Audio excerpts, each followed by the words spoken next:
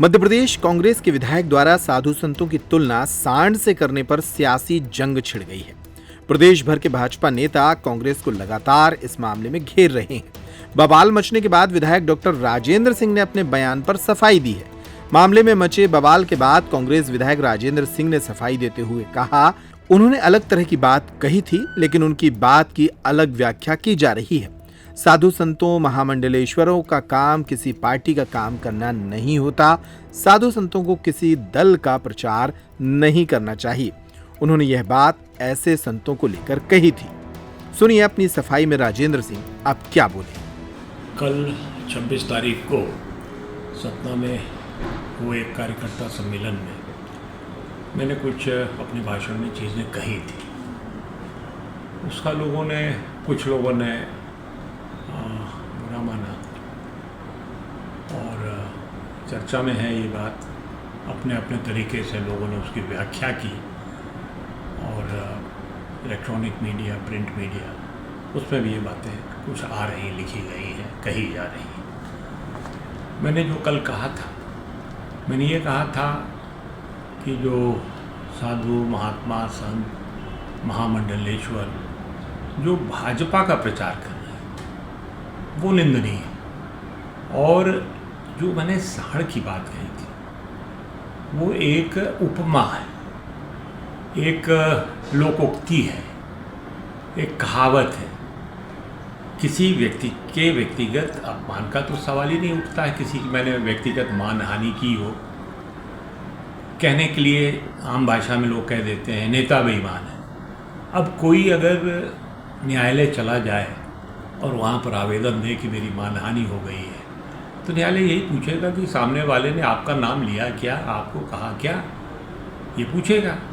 तो उसी तरह से जो लोग प्रचार कर रहे हैं भाजपा, साधु संतों का काम, महात्माओं का काम, महामंडलेश्वर का काम किसी पार्टी विशेष का प्रचार करना नहीं होता है। हम इंसान हैं, वो भी इंसान हैं, और इंसान होने के नाते सबकी कुछ कमज़ोरियाँ होती हैं। कोई सहानुभूति किसी दल से रख सकता है, कोई सरकारी सेवक है वो भी सहानुभूति रखता है, महात्मा और संतों को भी रखने का अधिकार है, लेकिन उसका प्रचार करें वो आपत्तिजनक है। वो मैं समझता हूँ सनातन धर्म की सही सेवा नहीं है। और फिर नंदी बैल जो है, सांड जो है, ये तो देशी भाषा में मैंने कहा नंदी होता है। नंदी तो साणी है ना, नंदी होते हैं। और नंदी भगवान शंकर के, शिव के बहुत प्रिय हैं, सबसे प्रिय हैं और हम सब के आराध्य हैं भगवान शंकर। नंदी की भी हम लोग पूजा करते हैं। तो ऐसा नहीं है जो लोग कुछ समझ रहे हैं, लोग अपने अपने तरीके से व्याख्या कर रहे हैं। मैं खुद सनातन धर्मी हूँ और पूजा पाठ भी करता हूँ। मैंने अनेकों मंदिर छोटे बड़े बनवाए हैं। मैंने बद्रीनारायण में एक छोटी सी धर्मशाला बनाई है, और बद्रीनारायण में तो सनातन धर्मी ही जाते हैं। कोई इस्लाम को मानने वाले या ईसाइयत वाले या दूसरे धर्म वाले वो तो नहीं जाते हैं। मैंने कई मंदिरों की मरम्मत कराई है। मुकुंदपुर में जो हमारे जगन्नाथ जी स्वामी का मंदिर है, इसकी बारादरी बिल्कुल गिरने की स्थिति में थी, उसको हमने बनवाया है, रिपेयर कराया है। तो हम तो धर्म को मानने वाले हैं, लेकिन हमारा धर्म जो है सनातन धर्म, इसकी बड़ी व्यापक परिभाषा है। सनातन धर्म का मूल जो है वो सर्वे भवन्तु सुखिनः है, सर्वे सन्तु निरामया है, सर्वे भद्राणि पश्यन्तु मां कश्चित् दुख भाव भवे। यानी कोई दुखी ना रहे, सब सुखी रहे, सबका कल्याण हो। तो मानव कल्याण की बात सनातन धर्म करता है। तो हम लोग तो सनातन धर्मी हैं और रहेंगे।